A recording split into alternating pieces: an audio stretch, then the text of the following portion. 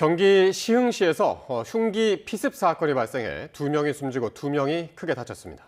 경찰은 달아난 50대 중국인 남성을 공개 수배하고 추적해 조금 전 저녁 7시 반쯤 검거했습니다. 취재기자 연결합니다. 임혜진 기자, 피해자가 검거돼서 경찰서로 압송됐죠? 네, 그렇습니다. 경기 시흥 정왕동 편의점에서 벌어진 흉기난동 사건 피의자 차철남이 저녁 7시 24분 경기 시흥시 시화호 주변에서 검거됐습니다. 50대 중국인 남성인 차철남은 오늘 오전 9시 반쯤 60대 여성인 편의점주에게 흉기를 휘둘러 배와 목 부분을 다치게 한 뒤 경찰이 출동하기 전 차를 타고 도주했는데요. 낮 1시 20분쯤에는 편의점에서 조금 떨어진 탁포장 주차장에서 70대 남성에게 흉기를 휘둘렀습니다. 이 밖에도 중국인 형제 2명이 편의점 인근인 서로 다른 주택에서 각각 숨진 채 발견됐습니다. 사망자 가운데 형은 오전 11시쯤 용의자의 집에서 발견됐는데 숨진 지 시일이 꽤 지나 부패한 상태였습니다. 동생은 오후 2시쯤 용의자 집에서 300m 정도 떨어진 자신의 집에서 숨진 채 발견됐습니다. 경찰은 4건의 범행 모두 차철남이 저지른 것으로 보고 공개 수배로 전환한 뒤 전시도경찰청에 대비령을 내리고 추적에 나섰는데요. 공개 수배에 나선 지 1시간여 만에 경기 시흥시 시화호 주변을 검문하다 차 씨를 살인 등의 혐의로 긴급 체포했습니다. 차철남은 검거 과정에서 큰 저항 없이 혐의를 인정했는데요. 경기 시흥경찰서로 압송돼 취재진이 범행 이유를 묻자 경제적인 문제가 있었다고 말했습니다. 직접 들어보시겠습니다. 피해자들께 할 말 없습니까? 기왕다고. 아휴, 참 마음이 아프네요. 피해자들 왜 살해하셨습니까? 피해자들과 어떤 관계세요? 경제적인 거래가 좀 저한테 돈을 꺼갖고 그걸 갚지 않고 시비는씩. 경찰은 차 씨를 상대로 피해자와의 관계 등 구체적인 범행 동기와 경위를 조사할 예정입니다. 지금까지 사회부에서 YTN 임혜진입니다. 경기 화성에 있는 동탄 호수공원에서 중국 국적의 남성이 시민들에게 흉기를 들고 달려드는 사건이 벌어졌습니다. 경찰은 위급 상황 최고 단계인 코드 제로를 발령해 수색 끝에 남성을 검거했는데 가방에서는 흉기 3자루가 추가로 발견됐습니다. 표정우 기자가 보도합니다. 검은색 옷을 입은 남성이 도망치듯 황급히 뛰어가고 곧바로 모자를 쓴 남성이 한 손에 흉기를 들고 쫓아갑니다.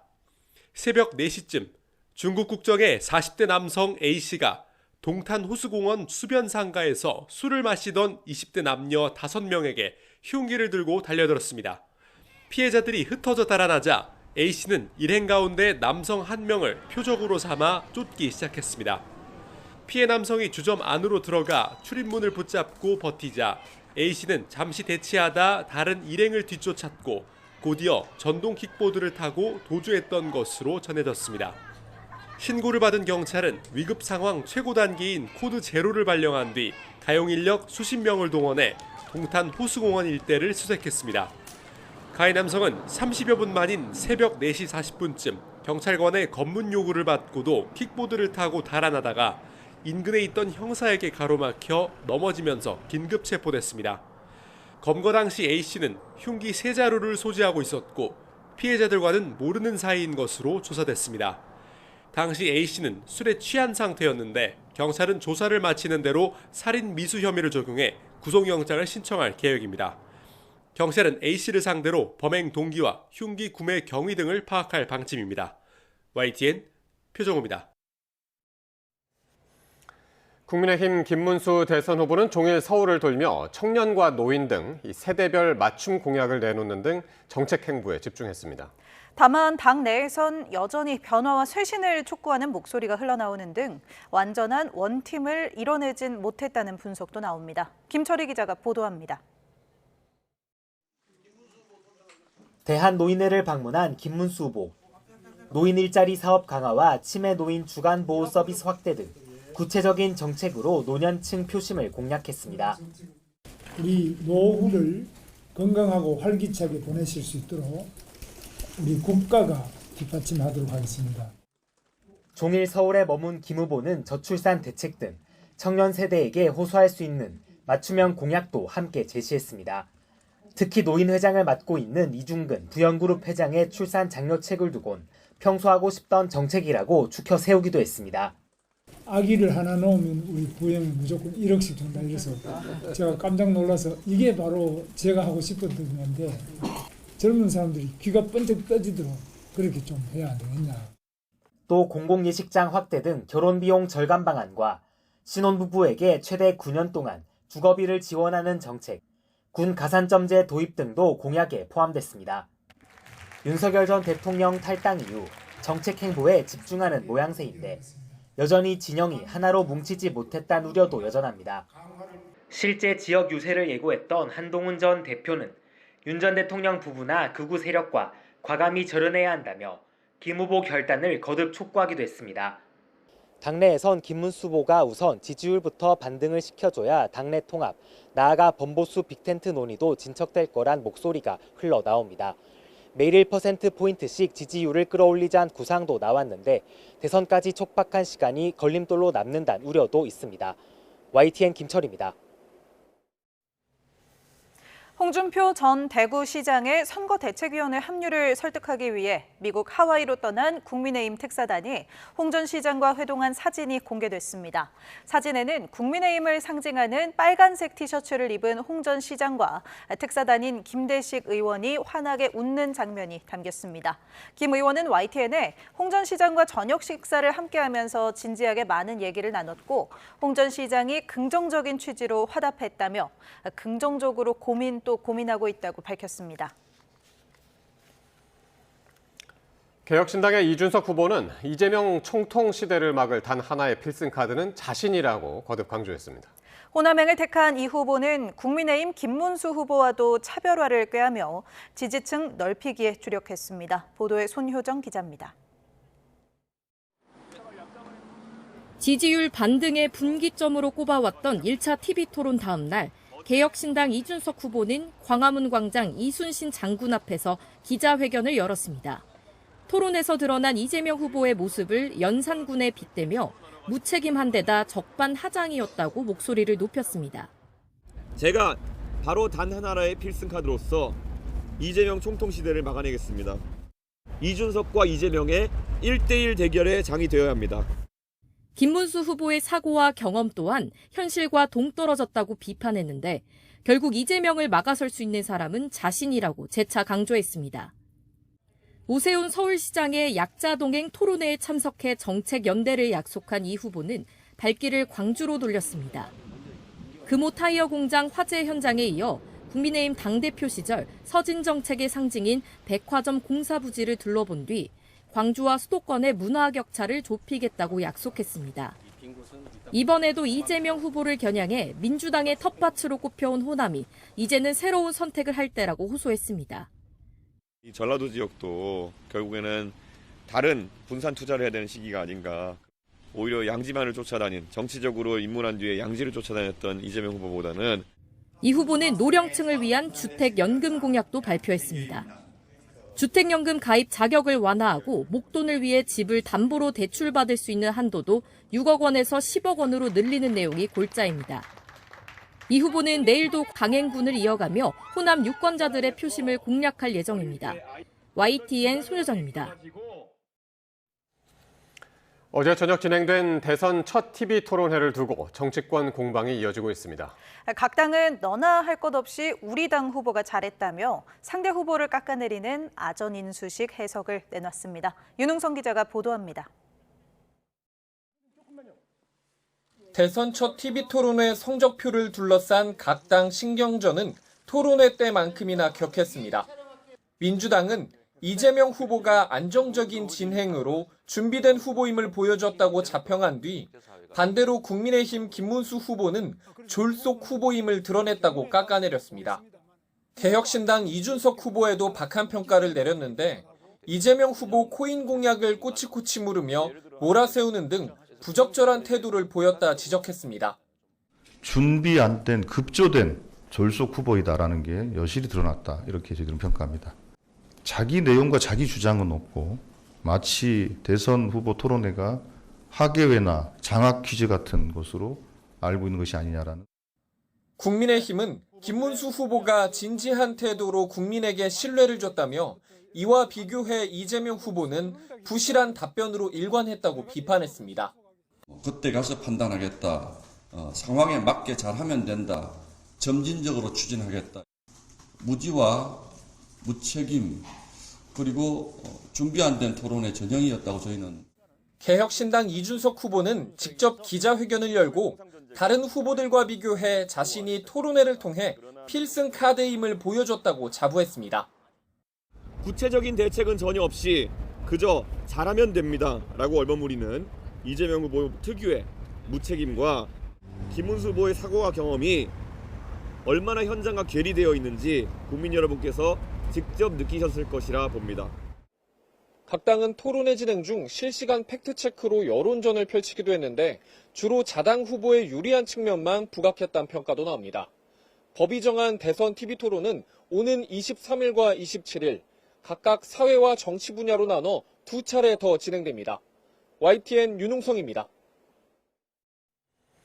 이런 가운데 더불어민주당 이재명 대선 후보의 커피 원가 120원 발언이 정치 공세를 넘어 민주당과 국민의힘 간 고발전으로까지 번지는 모습입니다. 민주당이 총공세에 나선 국민의힘 지도부를 고발하자 국민의힘도 무고죄로 맞불을 놨는데 네거티브 공세와 거듭된 법정 싸움 전망이 유권자들의 눈살을 찌푸리게 하고 있습니다. 보도에 강민경 기자입니다. 논란이 된 커피 원가 120원 발언은 지난 16일 이재명 후보가 전북 군산에서 현장 유세를 하다가 나왔습니다. 지난 2019년 경기도지사 시절 계곡에서 불법 영업을 이어가던 상인들의 잦은 철거를 설득한 일화를 소개하며 이렇게 말한 겁니다. 닭 5만 원 주고 해봐야 땀 삘삘 흘리고 막 1시간 동안 고아가지고 팔아봐야 3만 원밖에 안 남지 않냐. 그런데 커피 한 잔 팔면 8천에서 1만 원을 받을 수 있는데 원가가 내가 알아보니까 120원이더라. 유세 직후 일각에선 이 후보가 커피 원가를 너무 낮게 잡았다는 비판이 나왔고 국민의힘은 이 기회를 놓치지 않았습니다. 당 지도부를 중심으로 이 후보가 커피 자영업자를 폭리업자로 만들었다며 날을 세운 겁니다. 이 원가 120원인 것을 마치 약 80배 정도의 폭리를 취하는 것처럼 들리던데 커피 소상공인 여러분들의 생각은 어떠신지 좀 궁금합니다. 민주당도 가만히 있지 않았습니다. 김용태 위원장을 허위사실 유포로 고발하겠다고 예고했는데 이재명 후보는 커피를 비싸게 판단 말을 한 적이 없는데도 국민의힘이 앞뒤 맥락을 자르고 네거티브 공세를 펼친다고 맞받았습니다. 마치 그 커피 사장님들을 뭐 폄훼하거나 물정을 모르는거나 이런 식으로 공세를 펴는 것은 그거는 번지수를 잘못 찾은 공세다 이렇게 보고 있고요. 이에 국민의힘도 이재명 후보를 무고죄와 명예훼손 등의 혐의로 고발하며 커피 원가 120원 논란은 상호 고발전으로 번졌습니다. 다만 말꼬투리를 잡는 네거티브 공세도 이에 법적 대응으로 일관하는 행태도 모두 소모적이란 비판이 나오는데 정책과 비전 경쟁에 좀 더 집중해야 한다는 목소리도 적지 않습니다. YTN 강민경입니다. 비상계엄 당시 곽종근 전 특전사령관이 문을 부수고서라도 국회로 들어가겠다고 복명복창하는 것을 들었다는 증언이 윤석열 전 대통령 재판에서 나왔습니다. 3차 공판에 이어 법원에 공개 출석한 윤 전 대통령은 이번에도 묵묵부답으로 일관했습니다. 보도에 김태원 기자입니다. 내란 혐의 4차 공판에 출석한 윤석열 전 대통령. 두 번째로 법원 포토라인에 섰지만 이번에도 취재진 질문에는 아무런 답변을 하지 않았습니다. 비상계엄 사과하실 생각 있으십니까? 이번 공판에서는 계엄 사태 당시 곽종근 전 특전사령관을 보좌하던 박정환 특전사 참모장에 대한 증인신문이 진행됐습니다. 박 참모장은 곽 전 사령관이 당시 상관으로 추정되는 누군가의 독촉 전화를 받았고 문을 부수고서라도 들어가겠다면서 복명복창하는 모습을 봤다고 증언했습니다. 이어 곽 전 사령관이 국회에 도착한 이상현 1공수여단장과 김현태 707 특임단장에게 문을 부수고서라도 들어가라, 표결 못하게 의원을 끌어내라고 지시하는 것을 들었다고도 말했습니다. 윤 전 대통령 측은 이어진 반대 신문에서 박 참모장이 작성했던 휴대전화 메모나 증언을 놓고 자신의 형사 책임을 덜기 위해서 본인에게 유리하게 썼을 수도 있지 않겠냐면서 신빙성의 의문을 제기했습니다. 이번 공판에서는 윤 전 대통령이 추가로 기소된 직권남용 사건에 대해 검찰 측 공소사실 요지 진술과 윤 전 대통령 측 인정 여부 진술도 진행됐습니다. YTN 김태원입니다. 윤 전 대통령 내란 혐의를 심리하는 지규현 판사가 이른바 룸살롱 접대 의혹을 부인하자 민주당은 예고한 대로 재판사에 사진을 공개했습니다. 민주당은 접대 의혹이 사실이라 판단한다면서도 구체적인 입증은 일단 사법부에 맡기겠다고 밝혔습니다. 김다현 기자입니다. 공개법정에서 룸살롱 접대 의혹을 정면 반박한 지규현 부장판사에 민주당은 또 한 번 강수를 뒀습니다. 지판사가 룸살롱에서 찍은 사진을 공개하겠다며 예정에 없던 기자회견을 연 겁니다. 삼겹살에 소맥이나 먹는다고 했습니다. 지규현 판사의 대국민 거짓말을 입증하기 위해 부득이 사진을 국민께 직접 공개합니다. 민주당이 공개한 사진에는 지판사가 룸살롱 의혹을 받는 곳에서 다른 남성 2명과 나란히 앉아있는 모습이 담겼습니다. 촬영 장소는 앞서 사진을 공개한 서울 강남의 한 룸살롱과 일치하고 동석자들은 지판사의 직무 관련자로 의심된다는 게 민주당 주장입니다. 민주당은 공개적으로 거짓말한 판사가 대한민국 민주주의의 명운이 달린 내란 사건의 재판장이라니 가당키나 하느냐며 공수처 고발도 검토하겠다고 예고했습니다. 다만 의혹의 핵심인 술 접대 여부는 관련 수사나 대법원 감찰을 통해 밝혀져야 한다고 말했습니다. 지판사가 여성 종업원들과 술을 마셨다거나 다른 사람이 술값을 냈다는 사실이 확인되는지를 두고서도 확인하고 있다는 입장입니다. 지판사가 언제 누구에게 어떤 취지의 접대를 받았는지 등 의혹의 실체는 아직 명확히 드러나지 않은 셈인데 민주당은 사법부 대응과 지판사의 추가 입장을 지켜보고 구체적인 내용을 공개할지 판단하겠다는 방침입니다. 이재명 후보는 유세중 애둘러 지판사를 비판했습니다. 처음에 판검사에서 그냥 배 두드리고 소위 큰소리 뻥뻥 치고 룸사롱 접대받으면 살라 그랬죠. 일각에선 민주당의 공개적인 비판이 자칫 사법부 압박으로 비칠 수 있는 만큼 법원 차원의 신중한 사실 확인이 우선돼야 한다는 지적도 나옵니다. YTN 김다현입니다. 앞서 지규현 부장판사는 윤 전 대통령 재판을 본격적으로 시작하기 직전에 술 접대 의혹을 전면 부인했습니다. 지판사는 정치권의 의혹 제기를 뒷조사나 공격으로 규정하기도 했습니다. 김영수 기자가 보도합니다. 술 접대 의혹이 제기된 지 닷새 만에 지규현 부장판사가 직접 입을 열었습니다. 윤석열 전 대통령의 내란 우두머리 혐의 공판 시작 전 지규현 부장판사는 재판의 신뢰도를 우려했다면서 재판정에서 자신을 둘러싼 의혹을 공개적으로 반박하고 나섰습니다. 지 부장판사는 먼저 제기된 의혹은 사실이 아니고 접대를 받는 생각도 해본 적이 없다고 밝혔습니다. 또 지금 시대가 그렇지 않다며 삼겹살에 소주 사주는 사람도 없다고 강조했습니다. 판사에 대한 뒷조사라거나 외부 자극이나 공격이라고도 언급했는데 정치권의 의혹 제기를 재판부 흔들기로 규정한 걸로 해석됩니다. 지 부장판사는 법이 정한 절차에 따라 신속하고 공정한 재판에 매진하겠다면서 스스로 회피하지 않겠다는 뜻을 확인했습니다. 다만 법원 내부적으로는 신중하면서도 여론의 방향을 살피는 곤혹스러운 분위기입니다. 의혹 제기 다음 날 서울중앙지법은 추상적이라고 했지만 지규현 부장판사가 찍힌 사진까지 공개되면서 추가 대응 방안을 고심할 걸로 보입니다.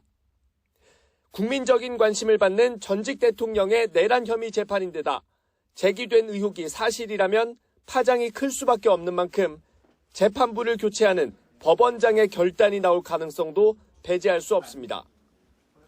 사실관계를 확인하고 있다고 했던 대법원 윤리감사관실은 추가 입장을 내지 않고 있습니다. YTN 김영수입니다.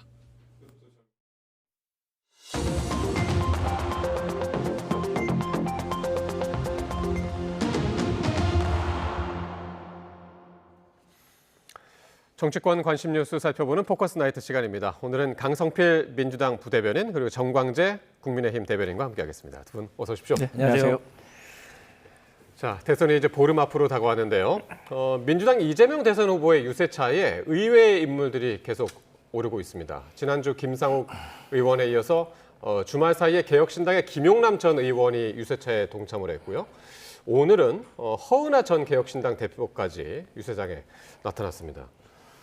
예, 먼저 좀 말씀을 해주십시오. 그러니까 원래 이제 네. 이 빅텐트라는 거는 네. 이 보수 정당 국민의힘에서 압도적인 지지를 받고 있는 이재명 후보와 이렇게 대항을 해가지고 반면 빅텐트를 치겠다라고 원래 그 선언을 했었거든요. 근데 지금 돌아가는 모양새를 보면 저희 민주당은 빅텐트를 칠 생각이 전혀 없었는데 이 대세가 이쪽으로 압도적으로 와서 그런 건지 아니면 합리적인 보수가 대한민국 역시 아직 많다는 것을 증명해 주는 것인지 모르겠지만 뭐 조갑재, 정규재 선생님들이 이재명 후보를 극찬을 하기 시작하더니 여기에 윤여준, 김상욱, 뭐 김용남 하다못해 이재호 전 장관님 같은 경우도 야 내가 김문수와의 관계가 있으니까 내가 대놓고는 못 돕겠지만 비공식으로 돕는다. 라는 또 소문들이 나돌고 또 오늘 어떤 기사 보면 또 박근혜 전 대통령을 지지하셨던 이 서포터즈들도 이재명 후보를 돕겠다는 이런 말들이 막 나서거든요. 그리고 지금 국민의힘에서 막 공을 들이면서 다시 국민의힘으로 돌아와 주세요 하고 있는 홍준표 전 대구시장의 정책 브레인 그리고 미디어 팀들 이런 분들이 다 이재명 후보를 돕고 있기 때문에 이게 반명 빅텐트는 그야말로 찢어져 버린 것 같고 오히려 이 내란을 종식시키자는 큰 텐트가 오히려 크게 쳐진 것이 아닌가 이런 생각해 봅니다. 그러니까 이재명 후보도 오늘 민주당이 진짜 빅텐트라는 말을 했습니다. 빅텐트를 진짜 그 이재명 후보가 먼저 친 거 맞나요? 뭐 동서고금을 막론하고요. 권력이 있는 대감집 앞에는 사람들이 몰리게 마련입니다. 뭐 무슨 상황을 보더라도 지금 이재명 후보가 이번 대선 전국을 주도하고 있다는 것은 사실이죠. 저는 그래서 한편으로 솔직한 감정으로 이렇게 외연 확장에 열심히 나서고 있는 민주당의 행보에 대해서 부러운 마음도 있습니다. 그런데 그 속을 조금만 자세히 들여다보면 지금 민주당에 가서 보수 정치를 실현하겠다라고 하는 분들이 실제로 민주당에 가서 보수의 가치를 실현할 수 있을까? 또 하나는 이분들이 대부분 도피성 망명가 아닌가? 이런 생각을 하게 됩니다. 그러니까 지금 개혁신당에 있었던 뭐 김영남 의원이라든가 허은하 대표 같은 경우에 더 이상 개혁신당에서 이준석 후보가 이니셔티브를 쥔 상황에서 본인의 정치를 하기 어렵다라는 판단을 했기 때문에 어쩔 수 없는 선택에 내몰리고 그것이 민주당을 선택하는 결정적 계기가 되지 않았나라고도 볼 수 있기 때문에 저는 이것이 뭐 민주당이 추진하는 이른바 빅텐트라고 보기는 어렵다고 봅니다. 그러니까 지금 말씀하신 대로 진짜 허은하 전 대표 그리고 문병호 전 의원도 이제 곧 후보 이재명 후보 지지선을 한다고 그러고요. 주로 개혁신당 의원들이 참 많이 눈에 띕니다. 그러니까요. 이제 어느 정치인 저한테 이런 말씀을 과거에 해주셨거든요. 이 정치인에게 있어서 정당이라는 거는 종교와 같다라고 말씀을 하셨어요. 그만큼 정치인이 자기가 몸담았던 이 정당을 옮겨간다는 것은 쉬운 일이 아닙니다. 우리 정광재 대변인 아무리 저희 민주당이 지금 승리할 가능성이 높다고 해서 저희 민주당 입당하실 겁니까? 안 하시잖아요. 그럼 그런 걸 뛰어넘는 그 어떠한 상황이 발생을 했다는 거예요. 제가 이제 개혁신당의 내부 사정은 정확히는 모르지만 저희 정치인들이 봤을 때 어떤 구조적인 문제점은 보이는 거예요. 예를 들어서 국민의힘에서 이준석 전 대표가 그야말로 핍박받듯이 쫓겨나듯이 해가지고 천하용인과 함께 개혁신당을 차린 거 아니겠습니까? 근데 넘어올 때도 천하용인에서 용이 바뀌었습니다. 원래 용은 김용태 현재 비대위원장이었는데 김용태 비대위원장은 나와가지고 잔류를 했고 오히려 김용남 전 의원이 와가지고 천하용인 2를 만든 것이죠. 그런데 그 천하용인 2 버전에서 앞에 있는 허은하 대표가 그야말로 선출직 개혁신당 대표가 된 거 아니겠습니까? 그런데 이준석 후보와 갈등이 생긴 거예요. 저는 왜 갈등이 생겼는지는 제가 잘 모르지만 한 가지는 분명한 것 같아요.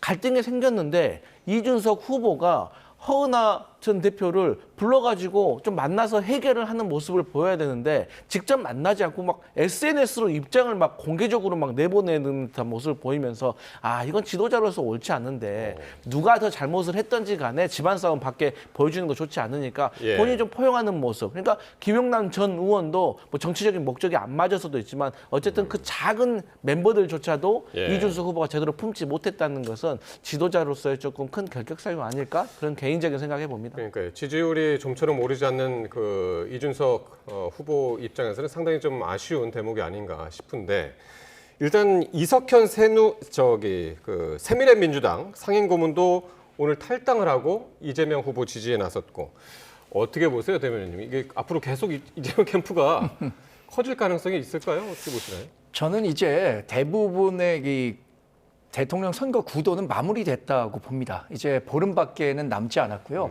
그동안에 우리 당에서 이 외부로 가려는 원심력이 좀 컸던 건 사실이거든요.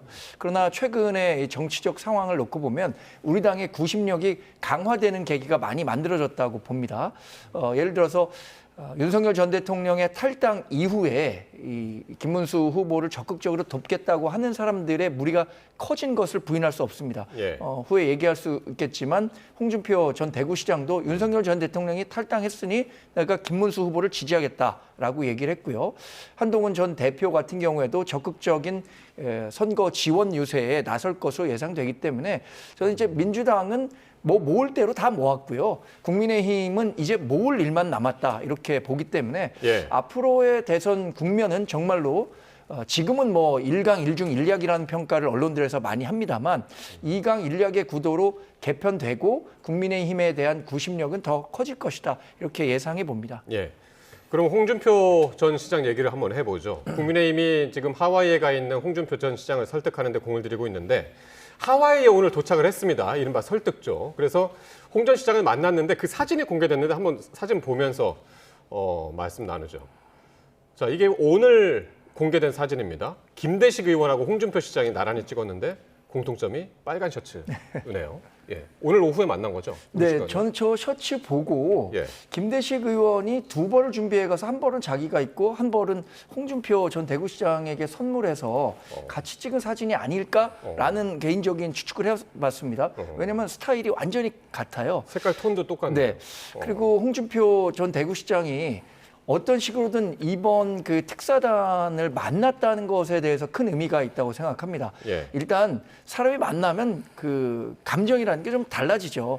특히 외국, 이영만리 외국에서 오랜 지인을 만나면 그 감정이 훨씬 더 유해지기 마련인데 저는 홍준표 전 대구시장에게 김문수 후보가 쓴 자필 편지도 전달이 됐고요. 그 진정성을 홍준표 전 대구시장이 이해했을 것이라고 생각하기 때문에 일정 정도의 긍정적인 메시지가 나왔을 것이라고 봅니다.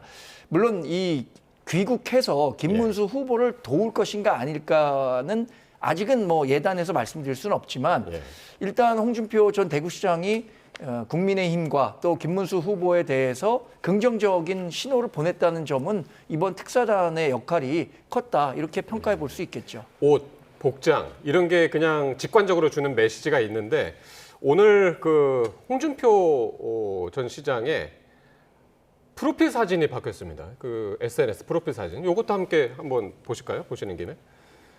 자, 오늘 원래 프로필 사진이 있었는데 그 사진이 왼쪽 사진으로 바뀌었습니다. 먼저 그 파란 정장에 파란 넥타이 이렇게 있다가 이 프로필 사진이 한 몇 시간 뒤에 파란 정장에 빨간 넥타이로 바뀌었거든요. 요게 그래서 이제 해석들이 김대식 의원을 만난 뒤에 저 빨간 넥타이로 바뀌었다 이렇게들 해석을 하는데 이건 어떻게 보셨나요? 그러니까 홍준표 전 대구시장님이요. 요즘 그래도 나름 행복할 것 같아요. 그리고 홍준표 전 대구시장님 정도면은 정치 그만둬도 괜찮을 것 같습니다. 아니, 정치 그만두니까 저렇게 사방돼서 오라고 이렇게 환대를 하고 또 우리 함흥차사는 들어봐서 하와이 차사는 또 오랜만에 들어보는 것 같은데 저는 홍준표 전 대구시장께서 아주 고도의 어떤 정치 전략적으로 즐기고 계신 것이 아닌가 그런 생각을 합니다. 사실 저 넥타이 하나 색깔 바뀌었다고 해서 사실 그게 얼마나 큰 의미가 있겠습니다만은 저희 민주당이 봤을 땐 그렇게 큰 의미가 있다고 생각하지 않지만 국민의힘에서는 상당히 격앙된 아주 그 기쁜 어떤 모습을 보이고 있잖아요. 넥타이 색깔 하나 바뀌었을 뿐인데 그래서 저는 이제 홍준표 전 대구시장께서 국민의힘으로 돌아가실 수도 있겠죠. 그런데 선거가 얼마 남지 않았기 때문에 지금 돌아오신다고 하더라도 뭐 얼마나 큰 역할을 하실 수 있을까라는 생각도 하고요. 그다음에 이제 하와이까지 왔으니까 또 온 성의를 봐서 만나주시고 여러 가지 이야기를 들었을 수도 있다라고 생각하고 저는 어쨌든 간에 국민의힘의 대선 후보도 제대로 서서 저희 민주당 이재명 후보와 경쟁하는 게 저희는 국민들에게도 좋다고 생각을 해요. 그렇기 때문에 좀 집안 싸움이 빨리 원만하게 해결됐으면 좋겠다 이런 생각합니다. 어쨌든 잠깐만요. 그러니까 설득조가 일단은 이제 미국으로 이제 하와이지만 하와이로 이제 갔기 때문에 어떤 성과를 가지고 이제 들고 올까 이게 궁금한데 오늘 김대식 의원이 우리 시간으로 이제 오늘 오전에 하와이에 막 도착한 직후에 했던 언론 인터뷰 듣고 말씀 계속 나누도록 하겠습니다.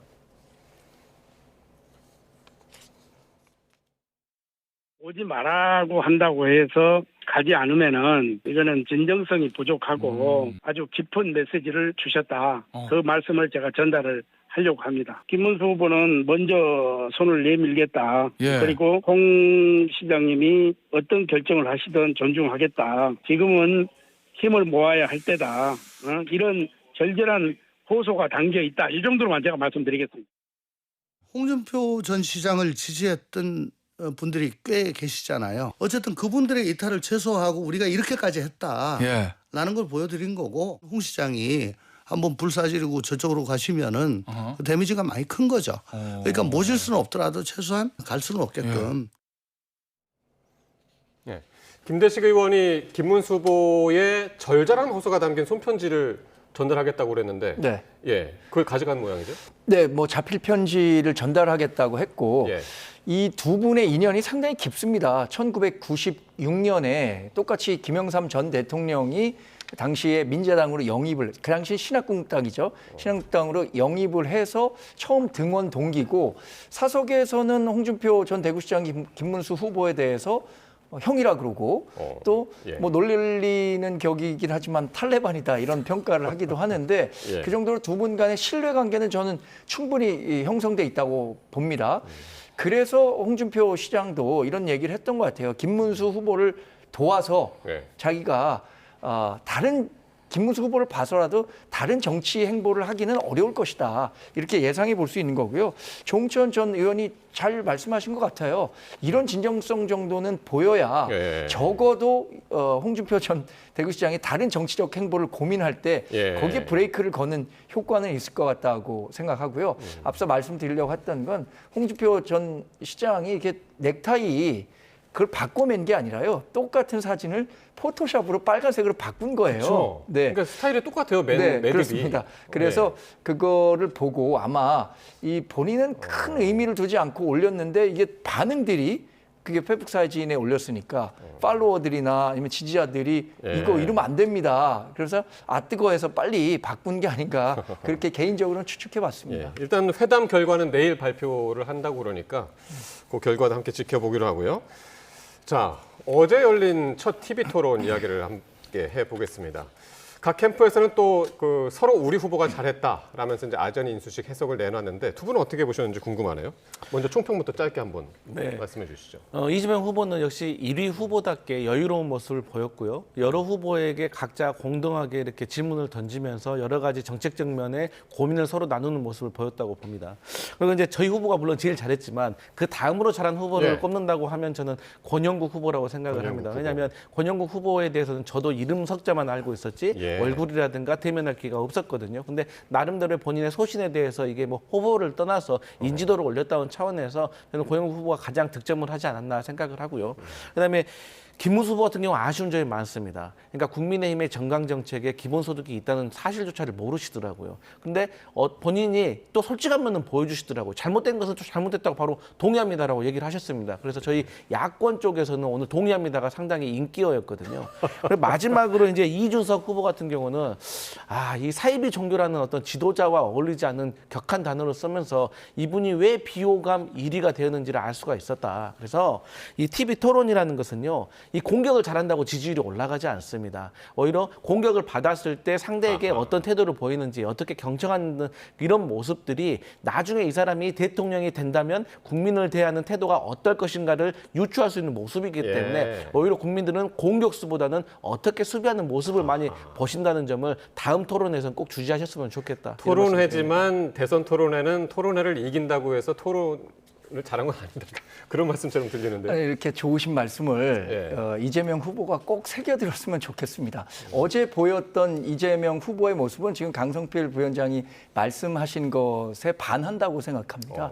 그러니까 본인에 대한 여러 가지 정책적 질문들을 김문수 후보나 이준석 후보가 쏟아내고 있는데 그 부분에 대해서 그냥 잘하겠다.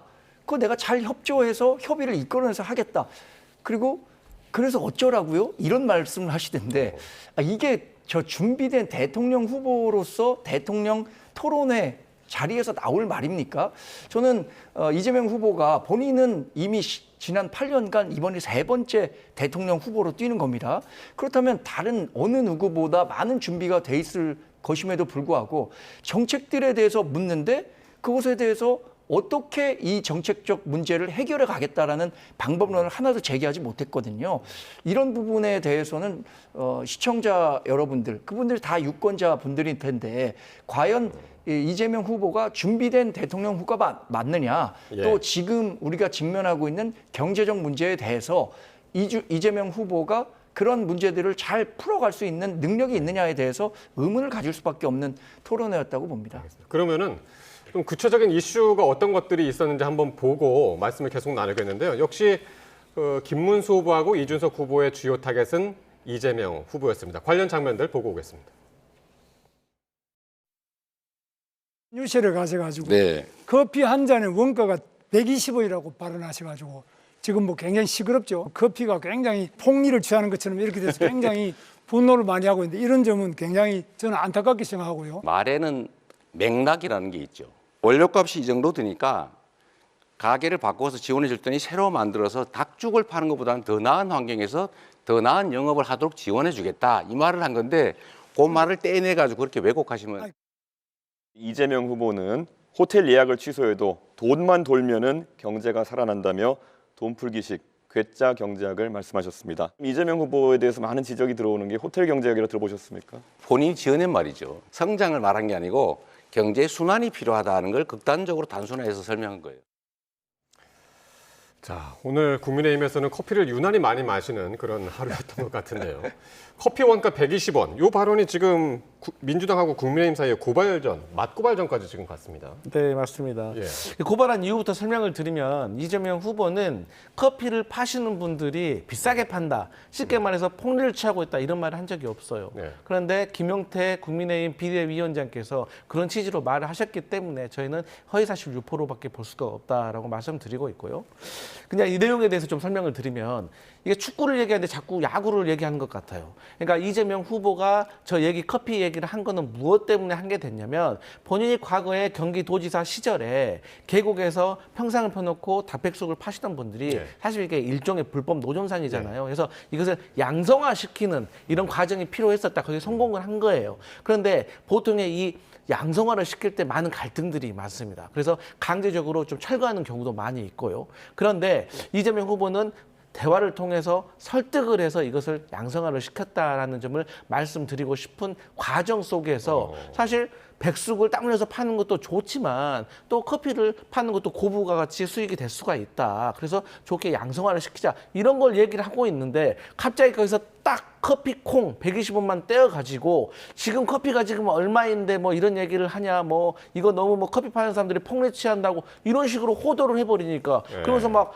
국민의힘에서 너도 나도 커피 들고 다니면서 뭐 120원 하니까 자칫 국민들이 잘못 알 수도 있거든요. 그래서 이 기회를 빌어서 제가 말씀드리는 거지만 이 본래 대화의 취지는 전혀 커피와 상관이 없었고 커피콩도 120원이지만 물론 당연히 원자재라는 것이 여러 가지 종류가 있을 거 아니겠습니까? 그래서 그중에 하나를 말하던 것에 대해서 너무 국민의힘이 공격적으로 호도한 것 같다 이런 생각. 그래서 이 문제를 이제 처음으로 제기를 했던 김용태 비대위원장을 고발을 했고 또 맞고발 상태가 됐습니다. 김용태 비대위원장은 무고로 맞고발을 해놓은 상태인데 이것은 민주당이 지금 입법 폭주 과정에서 공직선거법 250조 1항 행위와 관련한 것을 삭제한다고 했잖아요.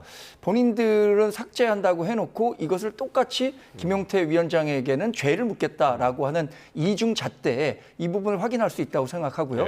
저는 최근에 이 커피 논란과 관련한 상황은 불과 1년 전입니다. 우리가 시간이 많이 지난 것 같지만 대파로 주고 커피로 돌려받는 격입니다. 당시에 윤석열 전 대통령이 대파와 관련해서 이 정도 가격에 팔리면 그러니까 875원이라는 가격에 팔리면 합리적이다. 그 부분에 있어서 맥락과 관련해서 여러 설명을 했음에도 불구하고 민주당 당시에 거두절미 대파 한 단 875원 이래갖고 상당히 그 선거 캠페인으로 열을 올렸고 제가 생각하기엔 지난 그 총선 과정에서 민주당이 압승을 거두는데도 일정 부분 기여를 했다고 생각합니다. 지금 똑같은 상황이에요. 그런데 그것을 두고 본인들에게 그 문제를 적용할 때는 왜 이렇게 극단적이냐고 반문하고 예. 반대로 대파 논란 관련해서 윤석열 전 대통령이 문제 제기했을 때는 그것도 모르면서 무슨 대통령이냐고 이렇게 문제 제기한다면 어느 누가 그러니까 동일한 잣대를 적용하려고 하는 상식적인 국민들이라면 똑같은 그 심정을 가질 겁니다. 반론 짧게 하시겠어요? 네, 근데 공직선거법과 관련해 가지고는 우리 민주당 이재명 후보의 사례하고 다르죠. 공직선거법에는 두 가지가 있어요. 그러니까 상대방을 낙선시킬 목적으로 허위사실 비방을 하는 거하고 본인을 당선시킬 목적으로 하는 건데 이재명 후보는 낙선도 아니고 당선도 아니고 상대방이 제기한 의혹에 대해서 설명하는 과정이었기 때문에 김용태 비대위원장 같은 경우는 이재명 후보의 낙선을 시키기 위해서 허위사실을 유포한 거기 때문에 전혀 내용이 다르다는 점이고 과거 이제 대파 얘기하시면 국민의힘한테 절대 좋을 리가 없습니다. 정말 치명적이지만 죄송한 말씀이지만 제가 이런 말씀 드릴게요. 국민들이 윤석열 전 대통령에게 대파가 모른다고 비난을 한 거 아니겠습니까? 정말 그럴 것 같으니까 그렇게 비난이 통하는 거예요. 사람이 딱 봤을 때 아무리 민주당에서 저렇게 그 윤석열 전 대통령이 대파가 모른다고 공격을 해도 저분이 그럴 뿐이 아니라 그런 이미지가 평소에 쌓여 있다면 그런 거 안 통합니다. 그런데 부산 엑스포만 해도 어쩌습니까? 국민들에게 우리가 이 예선만 통과하면 우리가 결승대에서 엎을 수 있습니다. 라고 근데 막상 까보니까 119대 19 아니었습니까? 그러니까 그 정도로 윤석열 전 대통령의 경제에 대한 국민들이 느끼는 이미지가 그렇게 대파값도 모를 것 같다라는 게 공감이 됐던 거지 이재명 후보와 관련해가지고는 국민들이 과연 그렇게 생각할까? 이런 의문이 남습니다. 예. 윤석열 전 대통령은 이제 정치적으로는 과거의 인물이 됐습니다. 이재명 후보는 다음 대통령으로서 가장 유력한 후보입니다. 근데 그 유력한 후보가 지금의 작영업 현실과 관련해서 이렇게 모를 수 있다라고 인식을 심겨줄 수 있기 때문에 문제가 된다고 생각하고요.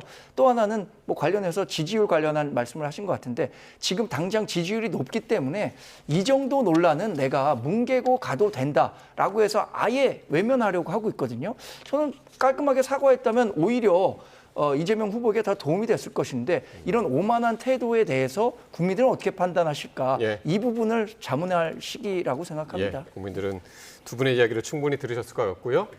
자, 김문수 후보가 오늘 이준석 후보하고 또 만났습니다. 근데 그 김문수 후보가 어제 토론은 이준석 후보가 제일 잘했다. 이렇게 분위기를 띄웠는데 관련 발언 한번 들어보시겠습니다.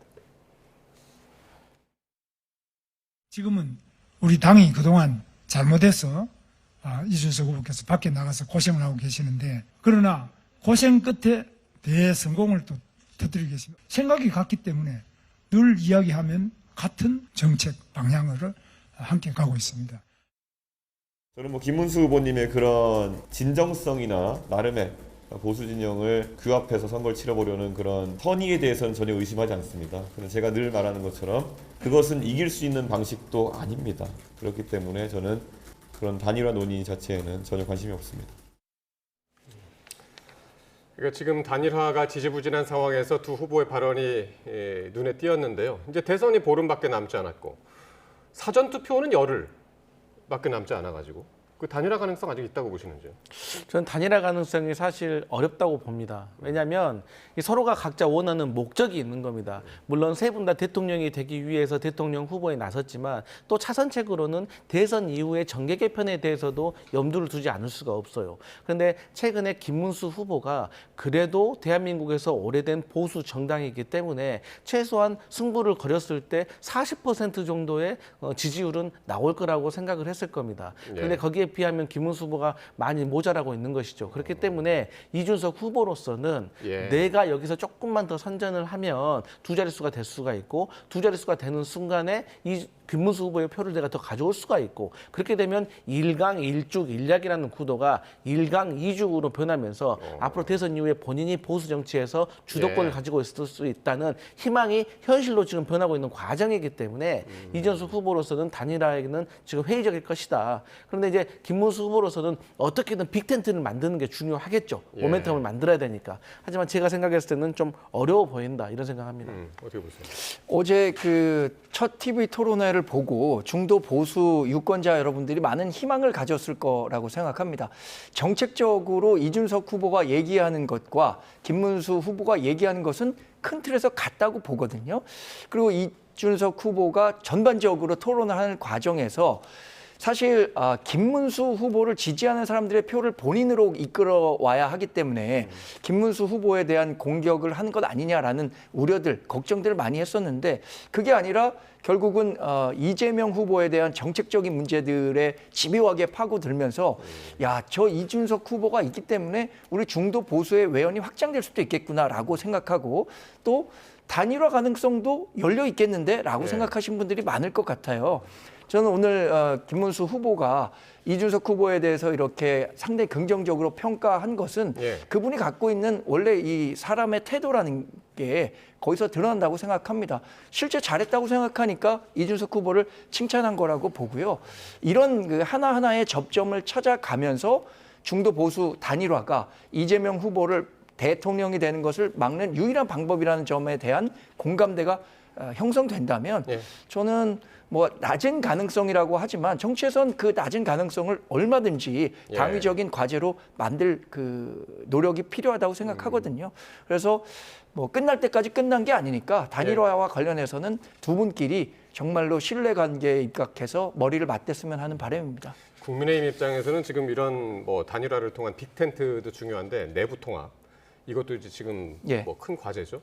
그런데 지금 한동훈 전 대표 내일부터 유세에 합류를 하는 거 맞습니까? 네, 그렇습니다. 내일 부산부터 일정을 시작해서 3박 4일간 부산에서 이게 서울 쪽으로 오는 방향으로 지원 유세를 하는 것으로 알고 있습니다. 그러니까 윤석열 전 대통령 탈당이 큰 계기가 됐다고 봐도 되는 건가요? 본인은 이렇게 설명했습니다. 오래전부터 당원으로서 우리 당의 승리를 위해서 돕겠다는 생각을 했었는데 그 과정에서 몇 가지 전제 조건을 단 건 사실입니다. 뭐 윤석열 전 대통령과의 절연, 계엄과 탄핵에 대한 반대, 수구적인 극우 세력과의 단절 이런 부분들을 했는데 저는 이걸 뭐 100% 김문수 후보가 받아들이기는 어렵다고 봅니다. 정치에서 협상을 하는 과정에서 완전히 누군가의 항복을 받아내는 듯한 결과를 만들어내긴 쉽지 않은데 최소한 한동훈 전 대표가 우리 당의 승리를 돕기 위해 선거 운동을 하는 명분 정도는 윤석열 전 대통령의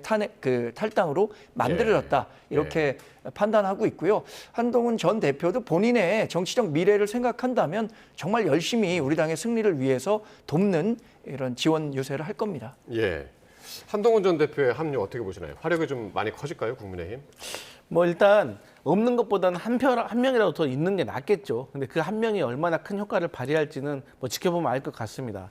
그런데 이제 제가 한동훈 전 대표 마음속에 안 들어가 봤지만 확실히 한동훈 대표는 제가 개인적으로 생각했을 때 남의 시선을 많이 신경 쓰시는 분인 것 같아요. 저는 한동훈 후보가 생각보다 더 빨리 대선 캠페인을 도우러 나온 이유는 안철수 효과라고 생각을 해요.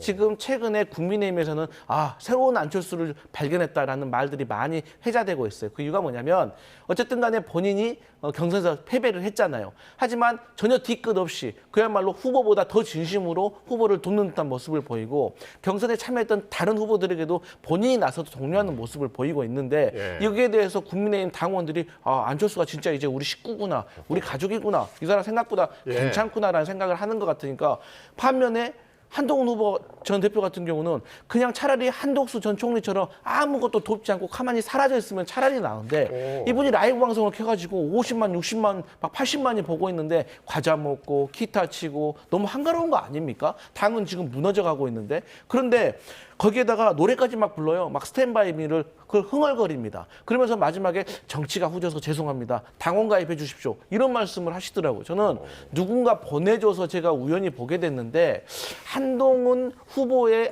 그 전 대표의 지지자들은 한동훈의 이런 색다른 모습 보고 좋아할지 모르겠지만 국민의힘의 승리를 전체적인 그 국민의힘 당원으로서 승리를 바라는 사람으로서는 이건 너무 좀 한가로운 거 아니냐 이런 생각을 할 수가 있을 것 같아요. 그래서 안철수 후보가 열심히 돕는 것, 또 한동훈 후보의 라이브 방송에 대한 이 거센 비판 때문에 한동훈 후보가 배신자론에 갇히지 않기 위해서 저는 생각보다 빨리 나왔다. 그러면은 한동훈 전 대표가 안철수 의원을 지금 약간 경쟁 상대로 보고 있다고 그렇게 생각하시는 건가요? 경쟁 상대라기보다도 어쨌든 본인의 지금 행보에 대해서 그 어떤 외부적인 이유로 인해서 비판을 받는 그런 어떤 분위기가 형성되기 때문에 그런 것 같습니다.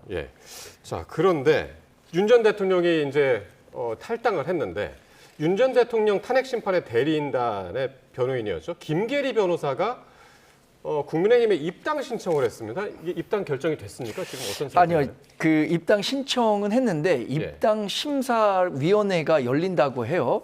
저도 사실 입당을 개인이 하면 자동으로 입당이 되는데 이렇게 논란이 되는 사람들의 입당을 받기 위해서는 심사 과정을 거친다고 합니다.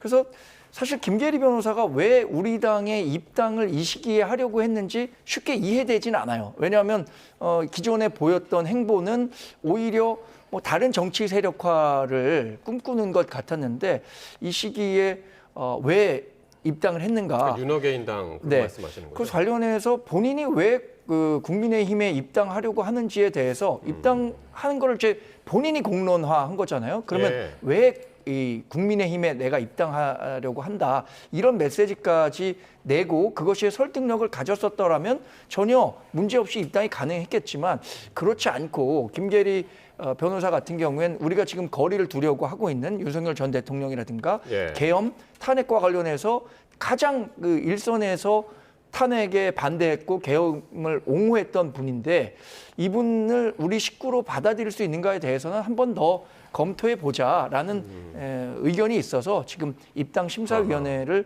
기다리고 있는 것으로 알고 있습니다. 김계리 변호사는 지금 이미 환영 메시지를 받았다고 그래요. 핸드폰으로. 그것은 제가 알기로는 시스템상으로 일반 개인이 하면은 이렇게 절차적인 문제만 해결되면 자동으로 가는 것으로 알고 있고요. 지금 이렇게 사회적으로 문제가 된다, 논란이 된다고 하는 분에 대해서는 김용태 비대위원장이 얘기한 것처럼 입당 심사위원회가 열리니까 지금은 대기 상태라고 해야겠죠. 정확히는. 그렇군요. 그러니까 무조건 다 심사를 하는 건 아니지만 네, 그렇습니다. 사회적인 이제 논란이 있으니 심사를 해보겠다. 어떻게 보시나요? 김계리 변호사의 국민의힘 입당. 그러니까 국민의힘에서 우리 정광재 대변인처럼 합리적인 보수 정치인들은 진짜 속이 탈 것 같아요. 윤석열 전 대통령 겨우 내보냈더니 이번은 아버지가 나가고 딸이 들어오는 격 아니겠습니까? 그러니까 이전에 윤버지라고 했지 않습니까? 윤석열 아버지. 그러니까 이분이 들어온다는 건 뭘 의미하겠습니까? 말 그대로 조금 극단적인 어떤 지지층에 대한 흡수가 들어올 수도 있는 것이고요. 그다음에 이분이 또 과거에 어떤 한 유튜브하고 통화하는 전화통화 내역이 공개가 됐는데 저 깜짝 놀랐습니다. 개몽되면 저렇게 되는 건가?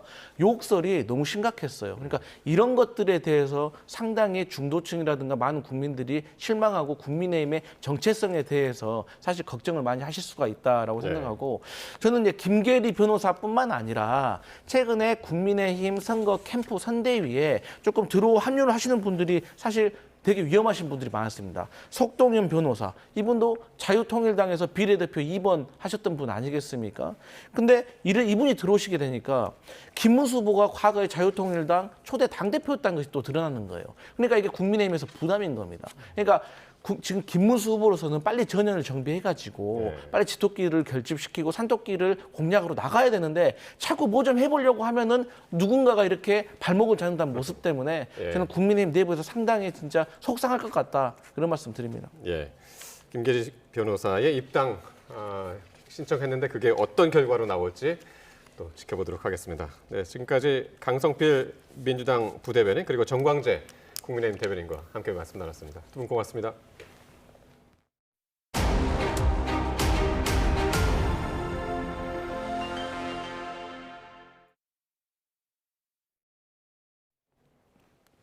네, SK텔레콤 해킹 사고를 조사 중인 민관합동조사단이 처음 해킹 공격이 이루어진 시점을 3년 전인 지난 2022년 6월로 특정을 했습니다. 또 1차 발표와는 달리 휴대전화 고유식별 번호가 유출됐을 가능성이 확인되는 등 피해 규모가 점점 커지고 있습니다. 먼저 김태민 기자의 보도입니다. 민관합동조사단의 2차 조사 결과 SK텔레콤 해킹 사고로 유출된 유심 정보는 2,695만 건으로 사실상 전 가입자에 해당합니다. 발견된 악성 코드는 4종에서 25종으로 감염된 서버는 5대에서 23대로 대폭 늘었습니다. 특히 개인정보와 휴대전화 복제에 악용될 수 있는 단말기 고유식별 번호 IMEI가 저장된 서버 2대도 3년 전 해킹된 사실이 처음 드러났습니다. 악성 코드가 감염된 서버들에 대한 정밀 포렌식 분석 중 연동 서버에 일정 기간 임시로 저장되는 파일 안에 IMEI가 포함되고 있음을 확인하게 되었습니다. 지난해 12월 이후 저장된 정보 29만여 건은 유출되지 않은 게 확인됐지만 이전 시기에 대해서는 접속 흔적, 이른바 로그 기록이 없어 유출 여부도 확인할 수 없습니다. 자료가 남아있지 않기 때문에 어떤 추정도 어렵다. 대신에 저희가 수사 상황이라든지 또 다른 추정 근거인 다크웹이라든지 이런 데를 모니터링을 하고 있습니다. 지난달 말 1차 발표 당시 설명과 달리 IMEI가 유출됐을 가능성을 배제할 수 없게 된 건데 이럴 경우 유심 정보와 단말기 고유 번호를 짝지어 안전하게 관리하는 방식인 유심 보호 서비스가 무력화될 수 있다는 우려도 나옵니다. 이번 해킹 사고의 피해 규모가 점점 커지는 가운데 민관합동조사단은 늦어도 다음 달 안에 최종 조사 결과를 내놓겠다는 계획입니다. YTN 김태민입니다. 이런 가운데 SK텔레콤은 휴대전화 고유식별 번호만으로 복제폰을 만드는 건 불가능하다며 최악의 상황을 가정한 감지 시스템도 이미 마련돼 있다고 밝혔습니다. 계속해서 박기환 기자입니다. SK텔레콤은 그간 고객의 불편에 사과한다며 거듭 고개를 숙였지만 곧바로 단말기 식별번호 유출 가능성이 있다는 합동조사단 조사 결과를 반박했습니다. 자체적으로 파악한 결과 단말기 식별번호 유출은 없었다고 주장했습니다. 3년 전 숨어든 악성 코드를 미리 찾지는 못했지만 적어도 개인정보가 빠져나갈 때는 감지할 수 있다는 설명입니다. 세 가지 체계의 통합 보안 관제 체계를 유지하고 있는데 저희가 과거 기록을 한번 쫙 봤습니다. 과거 기록을 쫙 봤는데 일단 유출에 대한 거는 찾지 못했습니다. 그래서 저희는 유출이 없었다는 것을 좀 말씀드리는 거고요. 이어 단말기 정보가 유출됐더라도 복제폰이 재기능을 할 수 없다는 재조사 설명을 추가했습니다. 여기에 자체 시스템을 강화한 만큼 피해를 막을 수 있다고 자신했습니다. IMEI 때문에 걱정을 좀 많이 하시는데요. 일단은 원천적으로 단말상에서도 상당히 하기 어렵습니다. 사실상 불가능하고요. 설사 됐다고 하더라도 저희 망에서 현존하는 기술과 현존하는 기술로 들어올 수 있는 것은 다 막을 수 있습니다. 하지만 전문가들은 모든 가능성이 여전히 열려있다고 말합니다. 시스템 허점을 노리거나 정보 유출 기록까지 지우는 등 해커들의 목적에 따라 상황이 바뀔 수 있다는 설명입니다. 해커라는 조직은 타겟팅으로 요새 공격을 하기 때문에 그들이 준비한 시나리오에 맞을 경우에는 그게 이제 활용도가 있겠죠. 파일의 생성 날짜 이런 거를 지울 수도, 변경시킬 수 있는데 SKT 해킹 사고 뒤 한 달 동안 유심 복제 피해나 개인정보 거래는 아직 확인되지 않았습니다. 이 때문에 한국의 기간통신사를 노린 테러 또는 국내 유력 인물을 노린 감청 가능성까지 제기되고 있습니다. 이번 사태의 원인과 피해 규모 등은 민관 합동조사와 경찰의 수사 결과까지 모두 지켜본 뒤에야 명확히 드러날 것으로 보입니다. YTN 박견입니다. 의료계 요구대로 내년도 의대 정원을 다시 줄인 정부가 이번에는 전공의 복귀의 문을 열어주기로 했습니다. 병역 특례와 기존 수련병원 복귀 등의 조건을 수용하면서 이달 말까지 추가 모집을 허용하기로 했는데 얼마나 많은 전공의가 복귀를 선택할지 미지수입니다. 백종규 기자입니다. 2년 연속 전문의 배출 파행 사태를 막아야 한다는 의료계 단체의 건의에 정부가 전공의 추가 모집을 허용하기로 했습니다. 모집은 이번 달 말까지고 수련은 다음 달 1일부터 내년 5월 31일까지 진행됩니다. 이번에 돌아오면 레지던트 3, 4년 차는 내년 2월 전문의 자격을 취득할 수 있습니다. 또 수련을 마칠 때까지 군 입대가 유예되는 건 물론 원래는 사직 후 1년 안에 같은 병원, 과목 복귀를 제한하지만 이번 복귀자에겐 예외적으로 이 규정을 두지 않기로 했습니다. 정부가 의대생 수업 거부에도 의대 모집 인원을 동결한 데 이어 전공의 모집에서도 기존 원칙을 깬 겁니다. 이번에도 봐주기 논란, 특혜 시비에서 자유롭지 않습니다. 복지부는 전공의 복귀 의사 확인을 위한 의료계의 자체적 조사에서 상당수 전공의의 복귀 의사를 확인했다며 현장 건의를 받아들여 기회를 부여하고자 하는 것이라고 해명했습니다. 이어 필수 의료 패키지 재논의나 군 제대 후 복귀 보장 등의 조건 충족 시 복귀하겠다는 전공의들이 많은 것과 관련해서는 이미 확정된 과제는 차질 없이 진행하고 기존에 발표한 의료개혁 과제 가운데 구체화가 필요한 과제는 현장의 목소리를 충분히 들어 보완할 계획이라고 덧붙였습니다. 다만 정부의 이런 조치에도 얼마나 많은 전공의가 복귀할지는 불분명합니다. 모집 기간 연장과 한 번의 추가 모집을 거치고도 올해 수련 중인 전공의는 의정 갈등 이전의 12%에 불과합니다. YTN 백종규입니다.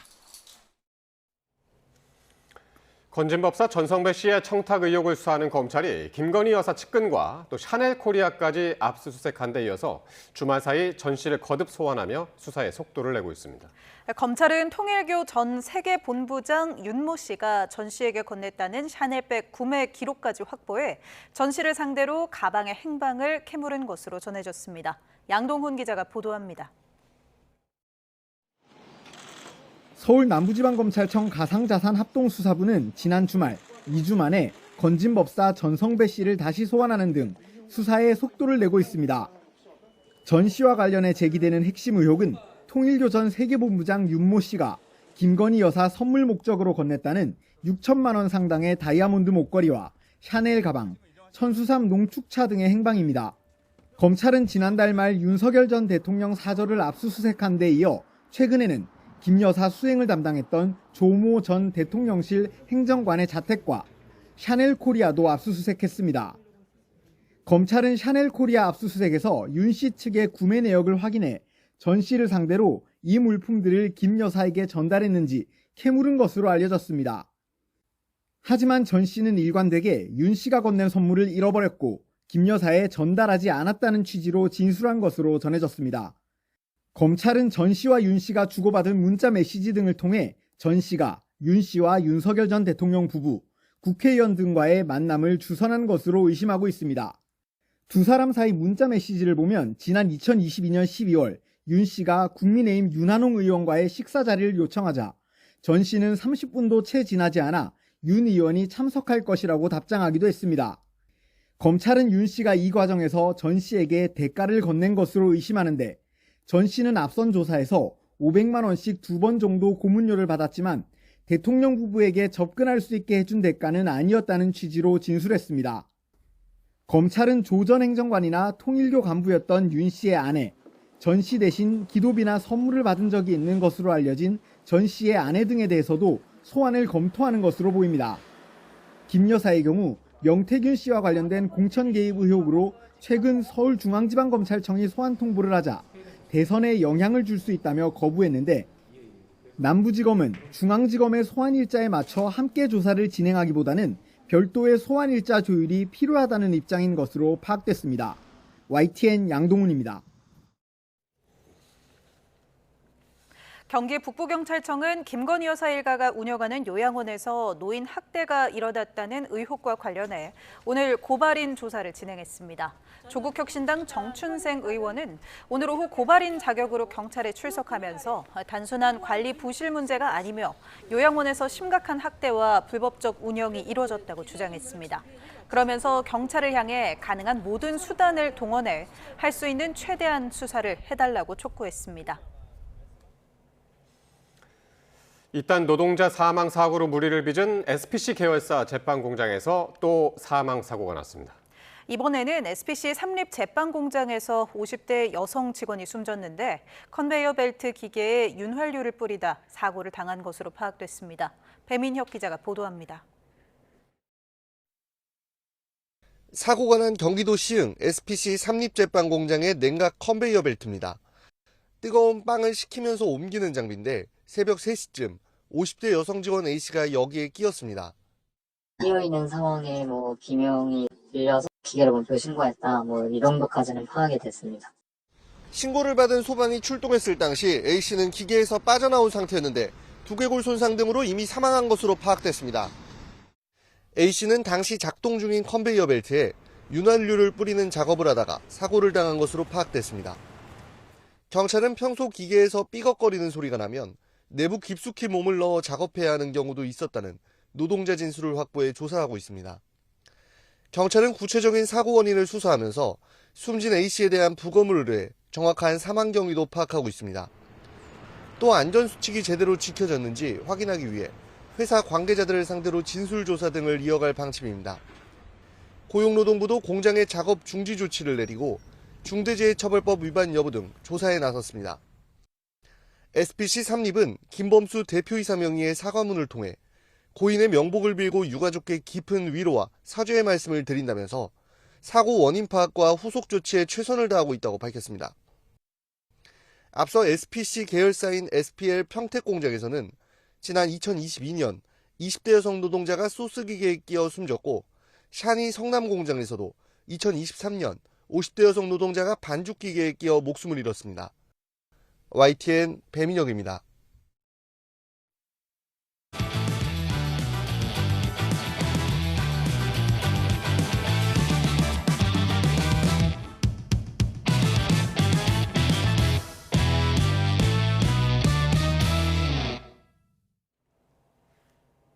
네, 대선 레이스 살펴봅니다. 레이스가 중반으로 접어들면서 각 당이 추진하는 빅텐트도 모습을 드러내고 있습니다.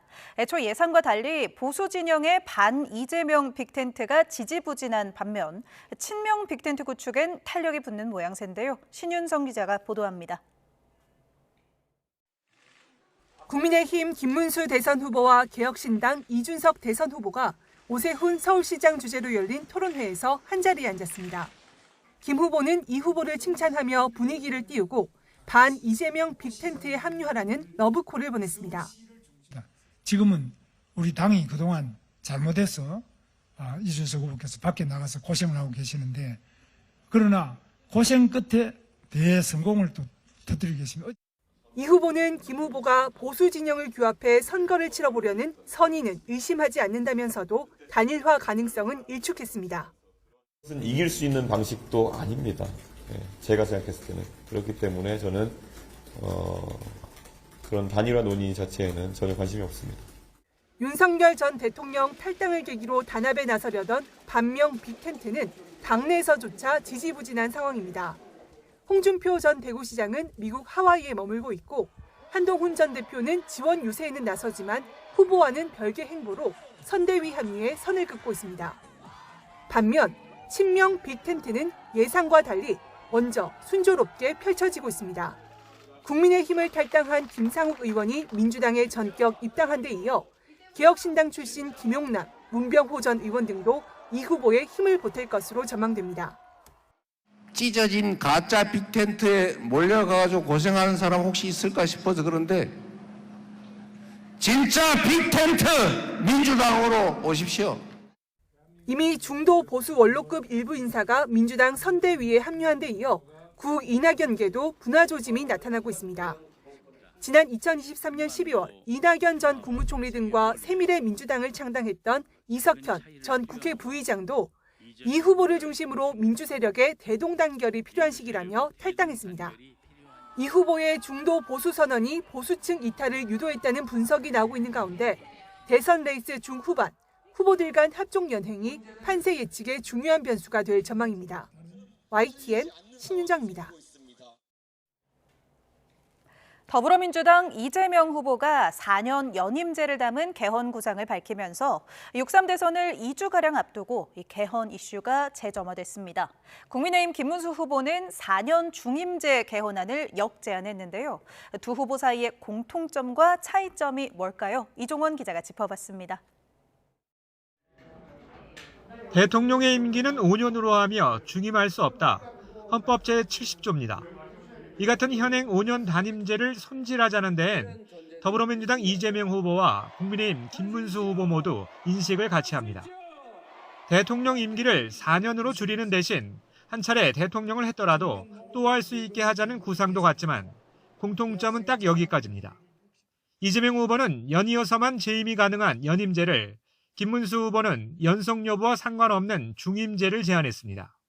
이번 대선에서 당선되는 대통령의 임기도 현행대로 5년으로 하자는 이 후보와 3년으로 줄이자는 김 후보의 입장이 엇갈립니다.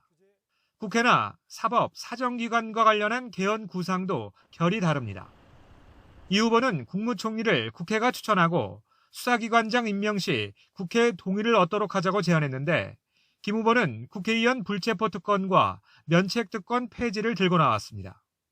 또 이 후보는 검찰의 영장 청구권 독점을 폐지하고 감사원의 국회 이관을, 김 후보는 국회의원 국민소환제 도입과 대법원, 헌법재판소의 독립성 확보 방안을 개헌 구상에 담았습니다. 현재 정치 지형이나 정당별, 후보별 이해관계가 개헌안에 투영됐다는 분석인데 아직 교집합은 크지 않아 보입니다. 개헌을 얘기하려면 우리 헌법 정신과 헌정 질서를 무너뜨리려 한 12.3 내란에 대해 먼저 무릎 꿇고 역사와 국민 앞에 사죄해야 마땅합니다. 겉으로는 권력을 분산하겠다는 것 같지만 실제로는 행정부 견제 장치를 무력화하고 입법 권력을 의회, 다수당 중심으로 집중시키겠다는 설계입니다. 주요 정당 후보들이 앞다퉈 개헌 구상을 밝혔지만 세부 차이점을 부각하며 공방을 벌이는 상황이라 대선 전 생산적인 논의가 본격화할지는 좀 더 지켜봐야 할 것으로 보입니다. YTN 이종원입니다. 네, 제21대 대통령 선거 어느새 보름 앞으로 다가오면서 경찰이 대선 후보들에 대한 경호를 한층 더 강화했습니다. 전담 경호팀에 더해 일선 형사들과 전담 기동대까지 투입한 3선 경호 체제를 구축했는데요. 이 소식은 부장원 기자입니다. 온라인상 살해 협박글부터 암살 의혹까지 대통령 선거를 보름 앞두고 후보자들에 대한 신변 위협이 잇따르자 경찰이 경호 체계를 한층 더 강화했습니다. 인력과 장비를 총동원해 더 넓고 두텁게 후보자 주변과 이동로를 겹겹이 둘러싸는 게 골자입니다. 최근적 경우는 기존 경찰청 전담경호팀에 맡기되 일선 경찰서 형사와 지역경찰로 2선을, 가장 외곽에는 선거전담 기동대 6개를 투입해 겹겹이 에워싸는 3선 경호 체계입니다. 테러 위협에 대비해 유세 현장에는 경찰 특공대와 폭발물 탐지반, 탐지견이 배치되며 저격총이나 드론을 감지하기 위한 장비도 대거 투입됩니다. 선거 당일에는 경찰력을 100% 동원하는 최고 비상근무 단계인 가포 비상에 들어가는데 필요할 경우 서울경찰청장이나 차장이 직접 현장에서 지휘하는 방안도 계획 중입니다. 경찰은 경호태세를 격상하는 동시에 대선 후보에 대한 살해 협박 수사에도 속도를 내고 있습니다. 이재명 더불어민주당 대선 후보에 대한 살해 협박 사건 6건을 수사해 피의자 2명을 특정했고 이준석 개혁신당 후보에 대한 살해 협박 1건도 수사에 착수했습니다. 다만 정치권 일각에서 제기된 테러 위협과 관련해선 아직 유의미한 첩보는 확인되지 않았는데 박현수 서울청장 직무대리는 어느 때보다 중요한 시기인 만큼 신변 보호를 한층 더 강화하고 있으며 무관용 원칙을 기본으로 엄정 대응하겠다고 강조했습니다. YTN 부장원입니다. 주말에도 토론회와 유세로 바쁘게 보낸 대선 후보들. 내일은 어디로 향할까요? 각 당 후보들의 일정 살펴봅니다. 더불어민주당 이재명 대선 후보는 경기도에서 유세를 이어가며 이틀째 수도권 표심을 공략합니다. 이 후보는 오전에 경기도 의정부에서 유세를 진행한 뒤 고양, 파주, 김포 등을 돌며 지지를 호소합니다. 이에 앞서 재외국민 투표 첫날을 맞아 해외국민과 화상 간담회도 진행할 예정입니다. 국민의힘 김문수 대선 후보는 서울에서 유세를 이어갑니다. 김 후보는 한국예술문화단체 총연합회와의 정책협약식에 참석한 뒤 서울 강서구 화곡 남부 골목시장을 찾아가 바닥 민심을 청취합니다. 오후에는 영등포 쪽방촌에 들른 뒤 서초와 송파, 강동에서 유세를 하고 저녁엔 경기 하남에서 유세전을 마무리합니다. 개혁신당 이준석 대선 후보는 이틀째 광주에서 호남 유권자를 만납니다. 이 후보는 내일 광주시청에서 강기정 광주광역시장을 만나 지역 현안과 대선 전국을 논의합니다. 이어 광주 지역 언론인들과 간담회를 한 뒤 대학교 학식 먹자 프로젝트로 전남대학교에서 대학생들을 만나 소통할 예정입니다. 대선까지 이제 보름. 인터넷에서 그동안 화제가 된 희귀한 대선 유세 사진을 모아봤습니다. 누리꾼들이 발견한 톡톡 튀는 찰나의 순간들 함께 보실까요? 먼저 첫 번째 사진 보겠습니다. 원룸의 내부 모습 같아 보이는데요. 그런데 창문 쪽을 이렇게 자세히 보면 누군가의 커다란 눈을 마주치게 되죠. 방 안을 들여다보는 것만 같은 이 사람 눈치채셨나요? 바로 민주당 이재명 후보입니다. 외벽에 걸린 커다란 현수막이 집안에서는 이렇게 보여 화제가 됐는데요. 누리꾼들은 이 사진에 애니메이션 이름을 따서 진격의 이재명이라고 붙였습니다. 다음 사진 보겠습니다. 거리에 평범한 순대 트럭이 보이는데요. 이 트럭이 기호 2번 김문수 후보의 현수막을 살짝 가리면서 재미있는 문구가 만들어졌습니다. 김문순대 맛집. 지난 2021년 경기도지사였을 때 119로 전화해 나 김문순대라고 말해 생긴 별명입니다. 그래서인지 동네 순대차가 서 있는 곳이면 이 김문순대가 보인다는 제보가 인터넷 게시판에 잇따른다고 합니다. 누리꾼들은 수상할 정도로 문장 흐름이 자연스럽다, 연출이라고 해도 인정한다며 엄지척을 보냈습니다. 이어서 마지막 컷 보겠습니다. 미소가 돋보이는 이 사진 속 주인공, 얼핏 봐서는 누군가 싶은데요. 힌트 하나 드리겠습니다. 이 사진 역시 대선 현수막입니다. 답을 찾으셨나요? 맞습니다. 개혁신당 이준석 후보의 현수막인데요. 빳빳하게 펴져 있어야 할 현수막이 힘없이 헐렁하게 접히는 바람에 후보의 얼굴에서 코가 사라져 버린 겁니다. 누리꾼들은 얼굴도 있는 현수막인데 잘 걸어뒀어야 한다, 현수막 업체에 항의해야 한다는 댓글을 달기도 했습니다.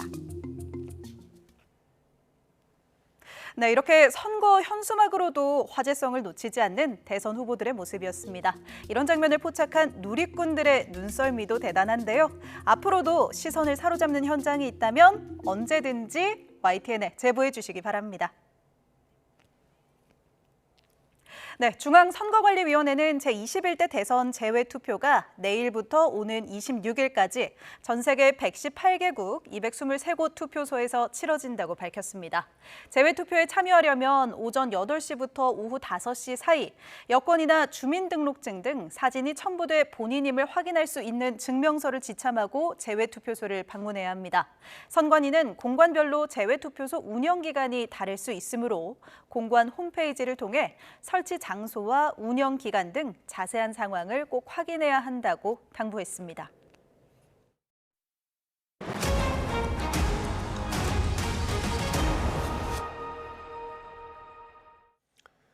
한국과 미국이 균형 무역과 비관세 조치 등 6개 분야로 나눠 관세 협상을 이어가기로 한 가운데 내일 정부 대표단이 2차 기술 협의를 위해서 미국으로 갑니다. 새 정부 출범 전에 사실상 마지막 대면 협의인데요. 미국 측 속내를 얼마나 파악하고 올 수 있을지 관심입니다. 황혜경 기자가 보도합니다. 지난주 안덕근 산업부 장관과 제이미슨 그리어 미 무역대표부 대표가 만나 합의한 대로 이번 주 곧바로 2차 기술 협의가 이어집니다.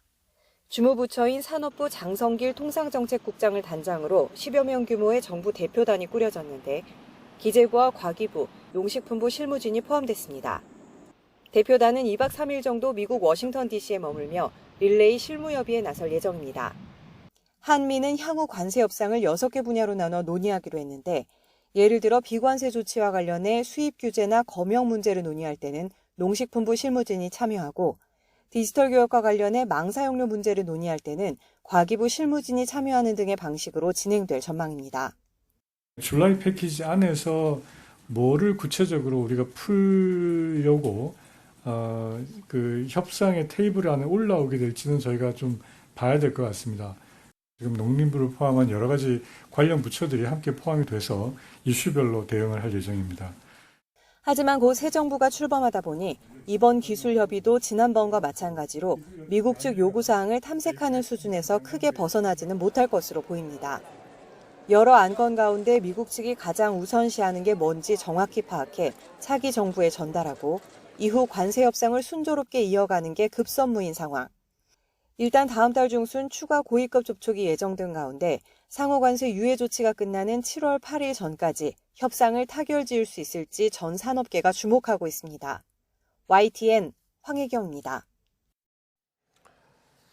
이주호 대통령 권한대행 부총리 겸 교육부 장관은 상호 관세와 관련해 미국과 7월 패키지 도출을 목표로 협의할 것으로 지시했습니다. 이 권한대행은 산업통상자원부와 외교부, 국무조정실, 기획재정부 등이 참석한 가운데 경제안보전략 간담회를 개최하고 이같이 밝혔습니다.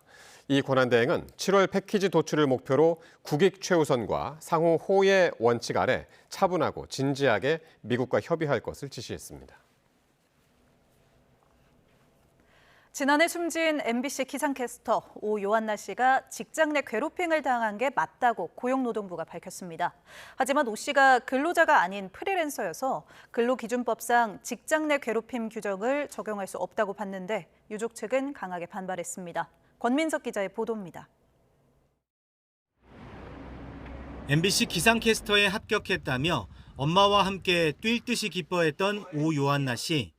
제가 되었습니다.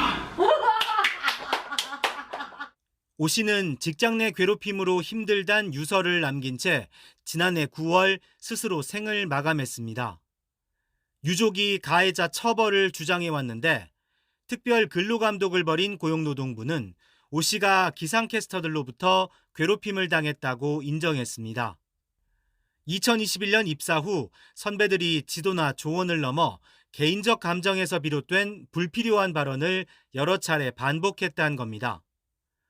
고인이 MBC 대표로 예능 프로에 출연하게 되자 네가 무슨 말을 할 수 있느냐는 공개 비난 등이 있었다고 설명했습니다.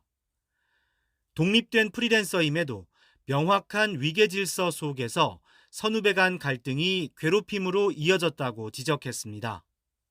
다만 구체적인 가해 행위와 가해자를 특정했지만 근로기준법상 직장 내 괴롭힘 규정 위반을 적용하긴 어렵다고 결론 내렸습니다. 고인이 상당한 재량으로 일을 처리하고 자유롭게 출퇴근한 프리랜서로 근로자가 아니기 때문이라며 MBC의 불합리한 조직 문화 개선만 권고했습니다. 노동부는 그동안 근로자성이 인정되지 않으면 괴롭힘 여부를 판단하지 않았는데 이번엔 이례적으로 고인에 대한 괴롭힘이 있었다고 공표했습니다. 그럼에도 유족 측은 노동부 근로감독 결과를 받아들일 수 없다고 반발했습니다. 고용노동부는 요한나가 MBC의 노동자가 아니라고 합니다. MBC가 시키는 대로 일했는데 노동자가 아니라고 합니다. 또 여전히 방송을 이어가는 가해자들이 진심으로 사과하고 MBC가 책임질 수 있게 해달라고 호소했습니다. YTN 권민석입니다. 서울 시내 자동차 전용 도로에도 운행 중에 과속을 적발하는 암행 순찰차가 도입됐습니다. 서울에는 처음으로 운용되는 건데 시범 운영을 거쳐 다음 달부터 본격적으로 단속에 나섭니다. 윤태인 기자의 보도입니다. 1차로를 주행하던 흰색 승합차가 지나가자 차량 내부에서 경고음이 울리고 모니터에 차량 속도가 표시됩니다. 스타리아 제가 잠깐 세울 겁니다. 차 우측으로 정차해보세요. 고속도로에서나 볼 수 있었던 암행순찰차가 서울 시내에서 과속 차량을 적발하는 겁니다. 강변북로와 올림픽대로 같은 서울 자동차 전용 도로에도 주행하면서 과속 단속이 가능한 암행순찰차가 투입됐습니다. 겉보기엔 일반 승용차 같지만 차량 속도를 재는 레이더와 차량 번호를 인식하는 카메라가 있습니다. 이렇게 단속된 차량 정보는 곧바로 경찰 서버에 전송됩니다. 경찰은 과속뿐만 아니라 불법 끼어들기, 지정차로 위반을 단속하는 데도 장비를 활용할 수 있다고 설명했습니다. 자동차 전용 도로도 안전한 교통 환경이 더 조성될 수 있을 거라고 생각하고 있습니다. 경찰은 이달 말까지 암행순찰차 시범 운영과 홍보 활동을 거쳐 다음 달부터 본격적으로 난폭 운전 단속에 나설 방침입니다. YTN 윤태인입니다. 군인 아들을 마중 가던 60대 여성이 탄 차량을 들이받아 숨지게 한 가해 차량 운전자가 사고 당시 면허 취소 수준의 만취 상태였던 것으로 확인됐습니다. 인천 남동경찰서는 20대 운전자 정모 씨를 특정 범죄 가중법상 위험운전 치사상과 무면허 운전 및 음주운전 혐의로 입건해 조사하고 있다고 밝혔습니다. 또 국립과학수사연구원으로부터 사고 당시 정 씨의 혈중 알코올 농도가 면허 취소 기준인 0.08%를 넘는 수준이었다는 체열 검사 결과를 통보받았다고 말했습니다. 경찰 조사 결과 A씨는 과거 음주운전으로 이미 면허가 정지된 상태에서 지인에게 차를 빌려 운전한 것으로 확인됐습니다. 음주운전 뺑소니 사고로 기소됐던 가수 김호중 씨에게 실형이 확정됐습니다. 김 씨는 오늘 대법원에 상고 취하서를 낸 것으로 확인됐습니다. 이에 따라 지난달 25일 2심 법원이 선고한 징역 2년 6개월의 형이 그대로 확정됐습니다. 소방당국이 금호타이어 광주 공장의 잔불을 모두 끄는 데 온 힘을 쏟고 있습니다. 주민들은 며칠째 계속되는 연기와 분진에 갖가지 피해를 호소하고 있습니다. 보도에 나현호 기자입니다. 검은 연기가 어느 정도 거치자 마치 폭격이라도 맞은 듯한 공장 모습이 드러납니다. 건물 옆 기둥이 앙상한 뼈처럼 드러났고 2층과 3층 일부는 진화 과정에 폭삭 주저앉아 버렸습니다. 중장비는 공장 외부에 붙어있던 샌드위치 패널을 비롯한 잔해를 정리합니다. 불이 난 지 사흘째지만 공장에서는 지금도 이렇게 희뿌연 연기가 구름처럼 뿜어져 나오고 있습니다. 완전 진화를 어렵게 한 건 공장 내부 곳곳에 도깨비 불처럼 타는 타이어 재료 더미였습니다. 불에 타도 없어지지 않고 용암처럼 불을 머금고 있다가 재발화하기 일쑤였기 때문입니다. 불삭기로 해체를 시킨 다음에 소방관들이 호스를 가지고 따라가면서 해체된 그 석탄 가루 같은 것들을 일일이 물로 주입해서 분리시켜서 지금 소화하고 있는 상태인데, 화재 현장에서는 본격적인 감식을 앞두고 국립과학수사연구원과 경찰, 소방이 모였습니다. 불을 끄는 과정에 최소 3차례 건물 붕괴가 일어나 감식 작업도 조심스럽습니다. 직접적으로 이제 내부 진입을 해봐야 정확한 걸 알 수 있는데 아직 건물의 이 상태로 봐서는, 지금 붕괴된 상태로 봐서는 저희들이 지금 섣부르게 들어갈 수는 없는 거니까. 금호타이어 광주 공장에서 나오는 연기에 주민들은 며칠째 고통과 불편을 호소하고 있습니다. 두통과 어지럼증은 물론이고 분진 피해까지 하루 동안 1000건이 넘는 신고가 접수됐습니다. 머리가 아프고 똑같이 속이 울렁거리고 미식거리면서 막 목이 심하게 따끔거려. 광주광역시는 피해 복구와 고용 안정을 위해 특별 재난지역 선포와 고용 위기 지역 지정을 정부에 건의했습니다. YTN 나연호입니다. 대전의 한 초등학교에서 고 김하늘 양을 살해한 혐의를 받는 교사 명재원 씨의 파면 결정이 확정됐습니다. 대전시 교육청은 지난달 8일 징계위원회를 열어 파면 결정을 내렸고, 명 씨는 관련 내용을 통보받은 뒤 이의 제기를 하지 않은 것으로 파악됐습니다. 현행 공무원 연금법상 내란이나 국가보안법 위반 등으로 금고 이상형을 확정받으면 연금 수급 자격이 박탈되지만, 명 씨는 이에 해당하지 않아 50% 감액된 연금을 받을 수 있는 것으로 전해졌습니다. 제주특별자치도 자치경찰단은 수년 동안 사냥개를 이용해 상습적으로 야생동물을 불법으로 잡은 혐의로 30대 A씨와 B씨 등 일당 2명을 구속했습니다.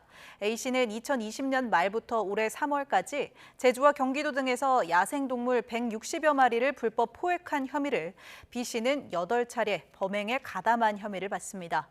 자치경찰단은 불법 포획을 한 이들이 더 있을 것으로 보고 영산강 유역 환경청, 야생생물관리협회와 협력해 수사를 확대하고 있습니다. 최근 유통업계 경쟁이 OTT로까지 이어지고 있습니다. 네이버와 넷플릭스의 협업에 이어 쿠팡은 쿠팡 플레이를 무료로 바꿨고, 배미는 티빙과 함께하는 요금제를 준비하고 있는데요. 이처럼 유통가가 OTT와 손을 잡는 이유는 뭘까요? 오동건 기자가 취재했습니다. 네이버와 쿠팡, 두 온라인 유통 공룡이 OTT 동영상 서비스 분야에서도 뜨거운 경쟁을 펼치고 있습니다. 넷플릭스는 최근 구독료를 약 27% 올리면서도 네이버 멤버십을 통해 제공되는 서비스 요금은 동결했고, 쿠팡은 기다렸다는 듯 광고를 보는 조건으로 쿠팡 플레이를 공짜로 풀어버렸습니다. 배달앱 점유율 1위 배민도 티빙 구독권을 포함하는 상품을 검토 중입니다. 11번가와 웨이브의 협력도 계속되고 있습니다. 유통과 OTT의 결합은 해외에서도 활발히 이루어지고 있습니다. 미국과 유럽의 아마존 프라임이 대표적인데, 일본 유통기업 라쿠텐도 OTT 서비스를 제공하고 있습니다. 온라인 쇼핑 플랫폼과 OTT는 멤버십 강화라는 공통의 목표를 가지고 있습니다. 그래서 협업도 잘 이루어지는 것인데요. 저는 온라인 쇼핑 플랫폼 하나만 가입을 했습니다. 그런데 이렇게 동영상도 시청이 가능했습니다. 그만큼 멤버십 혜택이 강화되는 것입니다. 특히 유통업체가 주목하는 것은 젊은 층입니다. 온라인 쇼핑에 익숙하고 동영상 콘텐츠도 중요하게 여기기 때문입니다. 일단 저는 만화 쪽 콘텐츠를 좋아하는데, 그쪽에 대해서 좀 많이 콘텐츠가 있는 OTT가 있으면은 가입할 의지가 있습니다. 금액은 크게 신경 쓰지 않는 편이고, 그 OTT가 가진 내용물, 콘텐츠가 얼마나 알차고 제가 선호하는 것들인지를. 유통업계는 여기에 더해 콘텐츠에서 쇼핑으로 바로 직결되는 서비스까지 시너지 효과도 기대하고 있습니다. 경쟁이 심화되면서 사실 가격에 대한 메리트가 사라지고 있습니다. OTT 서비스를 준다거나 아니면은 뭐 그 스포츠 경기, 아니 문화 활동, 그런 것처럼 뭔가 좀 특별하고 내가 꼭 이용해야 되는 거에 대한 그 혜택을 주는 게 소비자들을 잡기 위한 온라인 유통 플랫폼의 치열한 경쟁 속에 유통가의 OTT 경쟁도 갈수록 격화될 전망입니다. YTN 오동건입니다. 배우 안재욱 씨와 소속사 이름으로 식당을 예약한 뒤 잠적하는 노쇼 사기가 또 발생했습니다. 안 씨의 소속사 제이블 엔터테인먼트는 경남 합천과 양산, 전남 목포 지역 식당가를 중심으로 조작된 명함을 이용한 사칭 행위가 벌어졌다며 강경하게 대응하겠다고 밝혔습니다. 또 해당 소속사는 사명이나 배우 이름으로 외부 식당을 예약하지 않고 주류나 물품을 구매하도록 선결제를 요청하지도 않는다며 피해 사례가 발생할 경우 제보해달라고 덧붙였습니다. 전화 금융사기, 보이스피싱 범죄에 가담한 혐의로 재판에 넘겨진 전직 프로야구 선수에게 검찰이 중형을 구형했습니다. 검찰은 오늘 인천지방법원에서 열린 결심 공판에서 사기 등 혐의로 기소된 20대 A씨에게 징역 7년을 구형했습니다. A씨는 지난해 6월 1억 9천만 원대 보이스피싱 범죄에 가담해 환전책으로 활동한 혐의 등으로 기소됐습니다.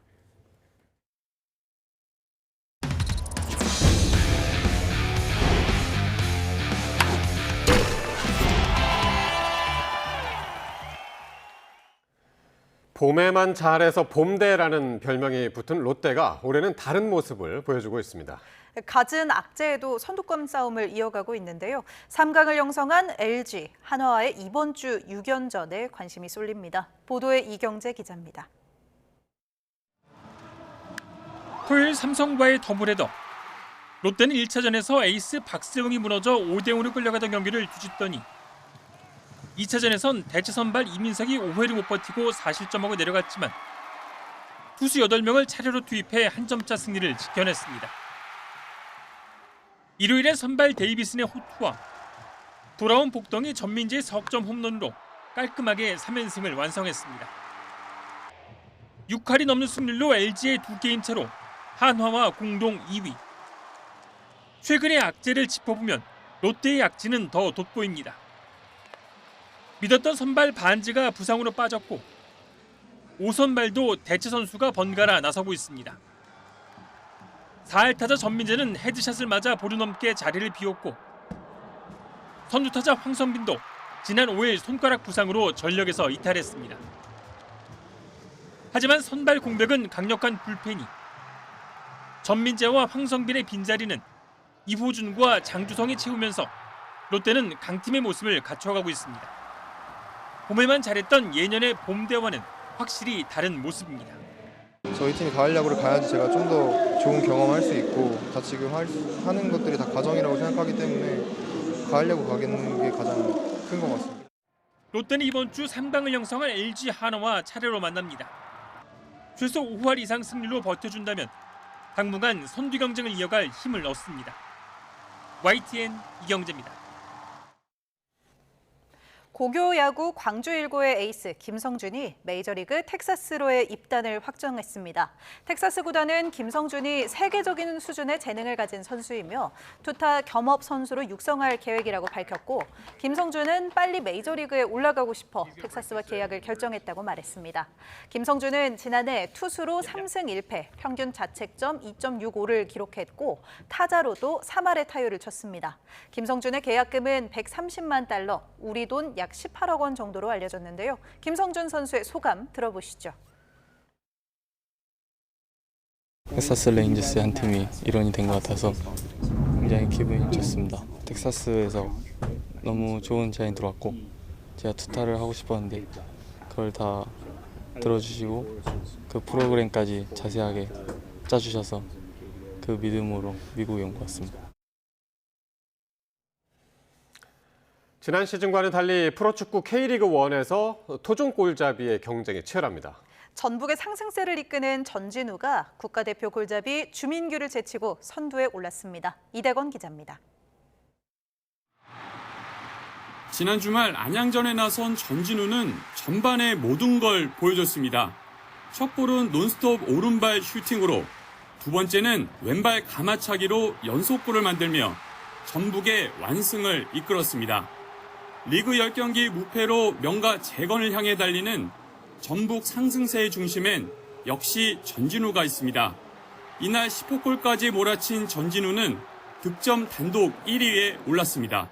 좀 더 어떻게 하면 득점을 할지에 대해서 많이 연구를 했고 그다음에 최대한 그 상대 박스 진영으로 많이 들어가려고 하는 부분인 것 같아요. 올해는 그걸 좀 더 많이 하다 보니까 찬스가 많이 나오는 것 같습니다.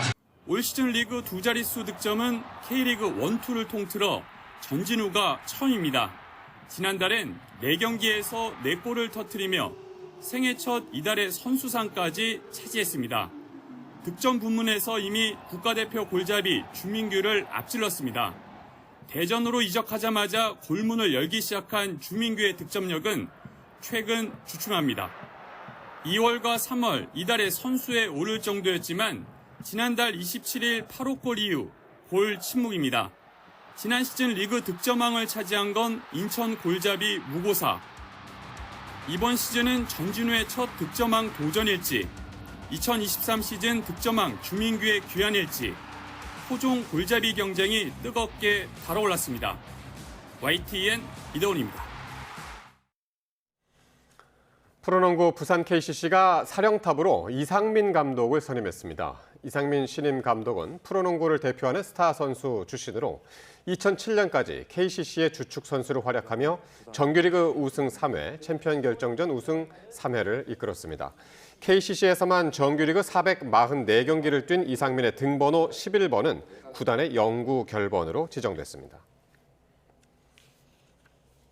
김시우 선수가 PGA 챔피언십에서 메이저 대회 첫 탑10에 성공했습니다.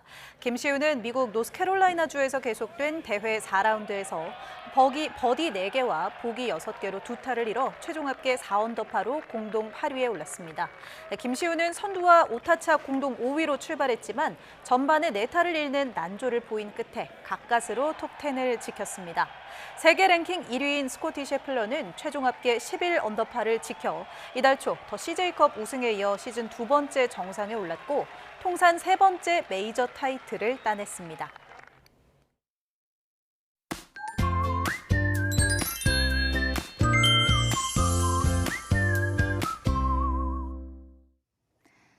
내일은 때이른 여름더위가 찾아오겠습니다. 내일 서울 낮 기온은 26도로 오늘보다 5도나 높겠고요. 대구는 무려 32도까지 치솟겠습니다.